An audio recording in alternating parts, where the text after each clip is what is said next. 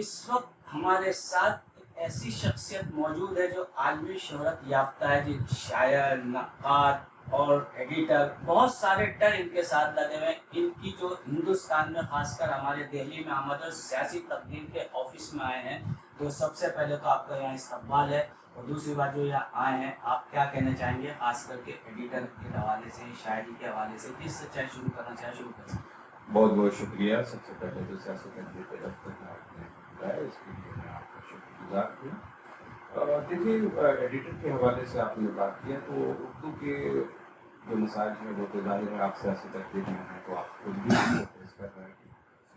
और मैं ये समझता हूँ कि हम लोग भी रिसाले जो निकालते हैं, तो हम लोगों ने तो कोशिश की कि फाइनेंशियल मैटर के दरमियान से उसको रिड्यूस करके और इसको डिजिटलाइज कर दिया जाए, ताकि एक्सपेंसेस उसके जितने अखराजात हैं उसको कम से कम कर दिए जाए, ताकि लोगों को आसानी से इसे पहुँचाया जा सके। देखिए, रसाला छापना कमाल नहीं है, रसाले को पहुँचाना कमाल है। और इसको अभी हम लोगों के 3 रसाले आ रहे हैं, ग्लोबल वादी सफर और गलपुर कौंसिल के जरिए तमाम नकीबल लीच, और हमारा बहुत पुराना रसाला निशा कुवैत 2008 से हम शाया करते थे, वो भी बीच में बंद हो गया था। अभी उसको भी हम लोगों ने फिर से शुरू कर दिया है। तो रिसाले के साथ हमारा 2008 से ये सिलसिला चल रहा है। तो हमारी कोशिश रहती है कि इसको अखराजात को कम से कम किया जाए, ताकि इसको ज़्यादा से ज़्यादा आसानी से, चूँकि अब हम लोगों के पास 5G की जो सहूलत आ गई है, जिससे कि व्हाट्सएप के जरिए PDF का सर्कुलेशन बहुत आसान हो गया है, तो उसका सहारा ले रहे हैं। अभी कमर्शियल बेस पे रखा भी नहीं, कभी इसको तिजारती नुक्ते नज़र से रिसाले के लिए हमने नहीं काम किया। हम लोगों ने एक शौक की तरह अपना सारा से अदब के लिए अपनी, मैं तो कहता हूँ कि मैं भी क्या अदब का काम करता हूँ, बस अपने आप को खुश रखने के लिए सब कुछ करते रहते हैं। सो उसके साथ एक अदब का कारवां है जो आगे की तरफ बढ़ता जा रहा है। हमारे दोस्त हैं, तीनों रिसाले के एडिटर्स अलग अलग हैं। डॉक्टर नसीम मोहम्मद नसीम ग्लोबल वाली सफन का मामला सारा देखते हैं। हमारे दोस्त मंसूर कासमी हैं, रियाद में होते हैं, वो नकीबल पुलिस का मामला देखते हैं। और साबिर उमर का सुनकर 2008 से ही हम लोग साथ में थे, तो वो निशात कुवैत का तमाम मामला वो देखते हैं। तो हम लोग अपनी एक टीम है दोस्तों की, और इसके जो अखराजात की बात मैं बार बार करता हूँ कि हम कोशिश करते हैं कि कोई किसी से हमें कुछ मांगना ना पड़ जाए। जैसे आपने भी अदब की बात की, जाहिर है अदब के हवाले से हम भी बात करते हैं। आप यहाँ दिल्ली में आए और आपको मालूम भी होता है यूनिवर्सिटी में जो डॉक्टर दामाद को जो सिलेबस से निकाल दिया गया, तो इस बारे में आप क्या कहना चाहेंगे। देखिए, आज ही सुबह में मुझे भी फेसबुक के जरिए पता चला है कि अल्लामा इकबाल को अपने निसाब से निकाल दिया। पहली बात तो ये कि ये खबर भी तहकीक तलब चेक करना पड़ेगा कि सही में ये खबर सही है कि यूं ही फेसबुक पे आप जानते हैं कि रोज इसमें चलता रहता है, और वह किस नवैयत से निकाला हुआ है। क्योंकि किसी ने मुझे बताया कि पॉलिटिकल साइंस के किसी सब चैप्टर से कहीं से है, अगरचे भी वहाँ से है या उर्दू से भी है, तो निसाब तो टाइम टू टाइम वक्तन फ़ौक़्तन बदलता रहता है। अगर अल्लामा इकबाल को वहाँ से निकाला होगा तो उनकी जगह पे किसी और को शामिल किया गया होगा। और ऐसे भी 70-80 साल से लगातार आप अल्लामा इकबाल का आपको पढ़ रहे हैं, किसी और शायर को भी और पढ़ लें साथ में। तो मुझे नहीं लगता कि ये कोई बहुत बड़ा इतना मामला है। और बात पर रिएक्ट करना जो हम लोगों की एक आदत पड़ गई है, इसे थोड़ा सोच समझ कर रिएक्ट करना चाहिए। मैं अपने दोस्तों से यही कहता रहता हूँ। तो कौन सा शौक आपका पहले परवान चढ़ा, शायरी, नक्काद? देखिए, शायरी तो मुझे लगता है ये कुदरती तौर पे, ये उसको क्या कहते हैं अंग्रेजी में, बिल्डिंग, हाँ वो बिल्डिंग था। और बाकी ये नस्र लिखना, और फिर उसके बाद से तबसरे करना, और फिर उसके बाद से मज़ामीन लिखना, ये कुछ तो होते हैं मोहब्बत में जुनून के आसार, और कुछ लोग भी दीवाना बना देते हैं। अच्छा, दीवाना बने आप? तो दीवाने में जब दीवाना बनता तो बहुत ताजगी और बहुत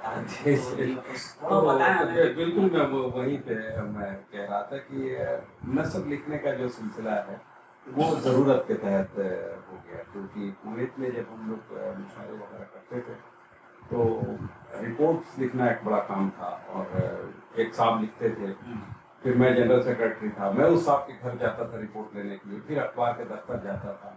उस ज़माने में टेलीफोन भी इतना एक्टिव नहीं था, हाँ, लेकिन ये व्हाट्सएप वाला ज़माना नहीं था, बसों की सर्विस होती थी, बहुत टाइम लगता था उसमें। तो फिर हमने एक दिन खुद ही सोचा कि खुद ही मैं क्यों न लिखना शुरू करूँ। آنے جانے ہم نے میں؟ ہاں وہ جتنے دیر میں یہاں سے وہاں جاتا ہوں اتنے دیر میں تو میں اس سے کم وقت میں لکھوں گا. اور آپ کو سن کے حیرت ہوگی اور مزہ آئے گا کہ مجھے نثر لکھنا اخبار والوں نے سکھایا. اچھا. جب میں لکھ کے بھیجتا تھا تو مجھے کال کر کے بتاتے کہ صاحب یہ یوں نہیں اسے یوں لکھا کرے اسے یوں لکھا کرے. تو لوگوں نے ہاں تو اخبار والوں نے ٹھوک پیٹ کے مجھے خبریں لکھنا سکھا دیا. پھر دھیرے دھیرے پھر کسی کے رسالے کے لیے کبھی کتاب پہ تبصرہ کرنا. میں نے جب لکھنے لگے تو دھیرے دھیرے سب کچھ لکھنے لگا. اب شاعری کی بات ہو جائے تو میں نے شاعری تو میں جیسا کہ بتایا کہ وہ یہ ہمارا ایک کیا کہہ سکتے ہیں سامعین سیاسی تقدیر میں تو آپ کے سامعین لگاتار پڑھتے رہتے ہیں اور سنتے رہتے ہیں. بہرحال بدلتے وقت کی حالت کسی کو کیا معلوم بدلتے وقت کی حالت کسی کو بدلتے وقت کی حالت کسی کو کیا معلوم ہے کس میں کتنی حرارت کسی کو کیا معلوم. کیا کیا کہنا ہے. غروب شمس پہ بدلے گا آسماں کا مزاج. غروب شمس پہ بدلے گا آسماں کا مزاج. بڑھے گی میری اذیت کسی کو کیا معلوم. وہ وہ شام ہوتے ہی یوں میرا ہاتھ چھوڑے گا. وہ شام ہوتے ہی یوں میرا ہاتھ چھوڑے گا. یہی ہے حسن کی عادت کسی کو کیا معلوم. بہت اچھا. اور ایک شعر سنیے میرے خیال سے سیاسی تقریر کے نوجوان قارئین کو سننا چاہیے کہ اڑی بدن کی جو خوشبو تو پھیلتے ہی گئی. اڑی بدن کی جو خوشبو تو پھیلتی ہی گئی. کعبہ میں قید تھی نزہت کسی کو کیا معلوم. یہ شعر اس غزل کے اور مجھے یاد نہیں آ رہے ہیں. بہرحال کسی دوسرے غزل کے شعر سنیے کہ جب اپنا سایہ ہی دشمن ہے کیا کیا جائے. جب اپنا سایہ ہی دشمن ہے کیا کیا جائے. یہی تو ذہن کی الجھن ہے کیا کیا جائے. جس کے ہاتھ میں ذرے بھی ماہ و انجم بھی جس کے ہاتھ میں ذرے بھی ماہ و انجم بھی اسی کے ہاتھ میں دامن ہے کیا کیا جائے. اور شعر سماعت فرمائے کہ اداس بام پہ موسم نے کھول دی زلفیں. اداس بام پہ موسم نے کھول دی زلفیں. کسی بیوگ میں جوگن ہے کیا کیا جائے. وفا پرست ہے آتش فشاں کا رکھوالا. وفا پرست ہے آتش فشاں کا رکھوالا. صنم قدے میں برہمن ہے کیا کیا جائے. وہ شام لطف و طرب اور چاندنی سا بدن. وہ شام لطف و طرب اور چاندنی سا بدن.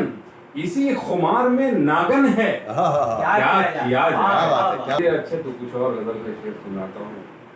ایک میری سگنیچر غزل ہے. پرانی تو نہیں ہے لیکن کئی بار میں پڑھ چکا ہوں تو لوگ اس کو پرانا بھی سمجھیں گے. میں کہتا ہوں کہ ہماری چیز ہے. ہاں غزل پرانی کیا ہوتی ہے. اشک رخسار کو دھوتا. یہ ردیف کا مزہ لیجیے. اشک رخسار کو دھوتا تو سخنور ہوتا. میں سلیقے سے جو روتا تو سخنور. کیا بات. شعر ہے کہ دشت تنہائی میں یہ انگلیاں کچھ دیر اپنی. دشت تنہائی میں یہ انگلیاں کچھ دیر اپنی. خون دل میں جو ڈبوتا تو سخنور ہوتا. شعر دیکھیں. دیر تک چاندنی ساحل پہ تھی رقصاں افسوس. دیر تک چاندنی ساحل پہ تھی رقصاں افسوس. میں وہیں جھیل پہ ہوتا تو سخنور ہوتا. شعر ہے کہ ڈوبتے شمس کے माथे से जफर जाहिर थी, वाह डूबते शम्स के माथे से जफर जाहिर थी, उस तबस्सुम को संजोता वाह तो तो सुखनवर सुखनवर क्या होता। बात और शेर देखें कि वादिये हब्स में उखड़ी थी फिजा की सांसें, वाह लफ्ज करतास पे बोता हाँ हाँ हाँ क्या तो बात सुखनवर होता। क्या बात और शेर है कि मेरे एहसास ने सीने से निचोड़ा है अरक, इसको लफ्जों में पिरोता तो सुखनवर होता।